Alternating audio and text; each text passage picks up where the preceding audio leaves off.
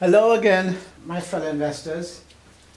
I am your host, Eddie Edwards, and we are going to speak today about the changes that had occurred in the real estate market for the previous week. Today is March the 7th, 2010. We have seen a lot of happening. We have seen the snow, 3 inches of snow falling in Georgia. You can see that on my YouTube account. Snowing in Ackworth, Georgia. Now, this is part 3 of a series of real estate investing and what we need to do in order to get ourselves into the market now, to invest and to try to make some money, to bring our dreams, to make our dreams into a reality. And I would like to go about over some of the changes that have occurred in regards to the real estate market. I here have in my hand a report that I obtained from the CBSMoneyWatch.com. It is saying real estate prices forecast city by city, showing the changes that are slowly occurring within the home prices as it affects real estate. Now, as you know, my chief markets that I participate in the market in Florida, Georgia, and New York. So I am just going to examine briefly some of the changes that has occurred in the Georgia market. We are looking specifically for those areas like the Fort Lauderdale and Pompano Beach, Deerfield Beach area, which they have seen a loss in the third quarter of 2009 to the third quarter of 2010 of 31.5% loss in value. And that is showing their project that you may see a 1% increase in appreciation in those areas. That is the area of Fort Lauderdale, Pompano Beach, and Deerfield Beach. Understand this, my fellow investors, that a house can be had now for far less than the cost of what it would cost to do a new construction. That is to the amount of houses that are currently available and on the market for sale. We are talking about 2.5 million homes are currently in the possession of banks, and we may be seeing another 3 to 4 million in the shadow foreclosure inventory that is waiting to come out. Now, the price of a real estate cannot stabilize until we have reclaimed some sanity in regards to the stability of real estate prices. Now, if we were to take, for instance, the Cape Coral, Fort Myers area, which saw a loss in appreciation of value of a minus 14.3 percentage points, and they are predicting that we will see an upswing of about 4.4 percentage points in the third quarter between 2010 to 2011. So therefore we're saying now that the prices are still low for us to go in there and then to make offers, to negotiate and to buy and to acquire these properties, making them into a cash flowing machine and cha-ching-ting, get all that money coming into us, because all those people who have been foreclosed upon definitely need to have a place to rent.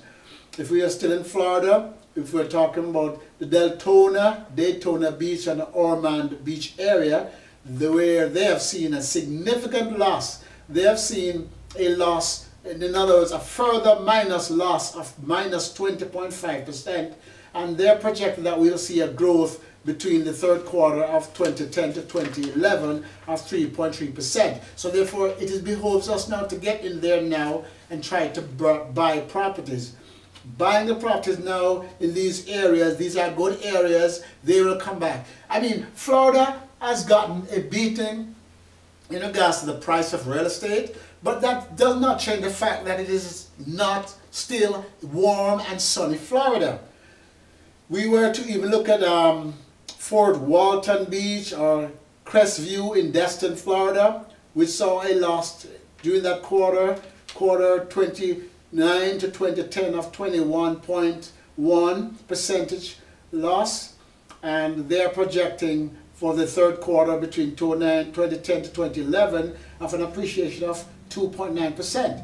We can still go in there and we can still buy these properties. In Miami Beach and Kendall, we have seen a significant loss in those areas of minus 33.2% in the third quarter of 2009 to the third quarter of 2010. And they are projected that we will see some kind of changes, which is going to be in the minus factor, which is minus 0.9%. But then that is to say that we need to go into these areas and invest in the real estate that are currently there, because money will be making. You can buy a property now for $20,000, $30,000 and cash flow that property for the future. Palm Coast, which is another popular section in Florida, saw a loss and appreciation of minus 8.8% and a projected growth in the positive of 4.8%. So therefore, those areas are expected to see positive growth in the third quarter of 2010 to the third quarter of 2011. So now is the time for us to go in and try to buy these properties. I am not a great investor in California, but we know that California has suffered tremendous loss. The areas in California that suffered a lot. You have Chowchilla, which is a 13-point loss, and it's still steadily declining. But these areas are projected to go upwards. Bakersfield are projecting upwards. Chico upwards. Los Angeles, Long Beach, Glendale, projection of 10% increase. Oakland, Fremont, a loss of 17 and projected to be 14. San Bernardino, Ontario, projected to be a 9.4. San Diego, Carlsbad and San Marcos, a 13.3% appreciation is expected. In San Francisco, a 14. So now's the time to really buy in this area. Santa Ana, Anaheim and Irving, which saw a significant loss of 21.3 in the third quarter of 2009 to the third quarter of 2010. They're expecting an increase in appreciation of 9.7%. And let us go over to Florida. Well, we have did Florida already, but Georgia, my state that I'm heavily invested in, and the state that I know is going to come back, because Georgia has seen a significant loss. There are homes that are 5 years old that are being sold for $30,000, $40,000. So the banks are trying to get these houses off the market and trying to create stability. They are doing things now that, well, for one thing, the FHA has waived the 90-day title seasoning on property, so therefore investor now can buy a property and sell it back outside of that 90-day, within that 90-day window, just to try to bring stability to the market, as long as the increase in appreciation value is real calculated and is within 20% of whatever they had paid for it. They are trying to get some kind of stability and some order back to the real estate market. In the Atlanta, Sandy Spring, Marietta area, which is a good area, did not see too much loss, but in the third quarter of 2009 and 2010, third quarter it's a minus 4.7% loss, and they're projecting a positive 0.8% increase in that area. That's for the Atlanta area.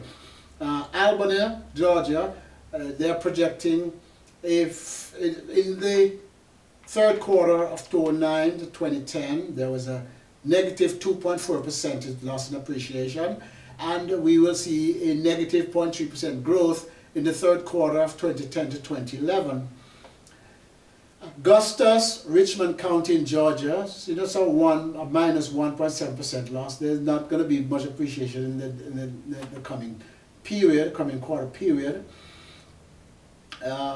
Columbus in Georgia has not seen a significant loss, but they're projecting a growth of 3.8%. Dalton, which is North Georgia going towards Tennessee, they're seeing a 2.7% decline for the third quarter of 2009 to 2010, and a minus 0.7% appreciation for the third quarter of 2010 to 2011. Now, Fort Stewart is seeing a loss. I'm just going to highlight those possible towns where they were significant growth, like Macon, Georgia. Macon, Georgia has seen a significant growth. New development it's a negative 1.6% loss for the third quarter of 2009 to the third quarter of 2010. with a projected positive of 0.4% appreciation.